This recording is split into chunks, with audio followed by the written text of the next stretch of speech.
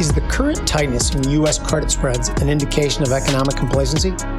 Well, U.S. corporate credit spreads are the measure of the premium corporations must pay in interest over the same duration U.S. Treasuries. The spread has historically been a glimpse into the financial world's view of coming economic conditions. When the spread widens, it's often an indication that the market believes that tough economic times are ahead and that there's more risk in owning corporate debt. Conversely, when that spread is tight, it generally means that the market feels risks are low and that the reach for higher yield is justified. Now, there are some secondary drivers of the spread that may explain the current historic tightness. Excess monetary liquidity in the system can, at times, fuel an inorganic reach for yield.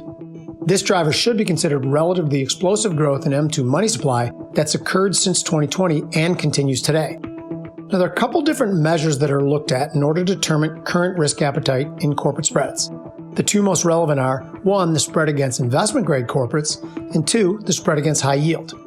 Theoretically, economic stress should show itself in the high yield spreads first, because those are obviously the more vulnerable companies. Now, interestingly, beginning in late September of 2024 through February of 2025, both measures have moved to levels of tightness not seen since before the financial crisis. Is it a coincidence that late September was also when the Fed embarked on its highly anticipated easing cycle? Probably not. It appears that the market took that as a signal that the Fed was keenly concerned with any coming economic weakness. Now, in the past, trading credit spreads was a cumbersome task mostly available to institutional traders, but that's changed.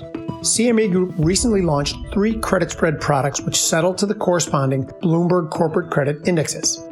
One is investment grade, one is high yield, and one is a duration hedge.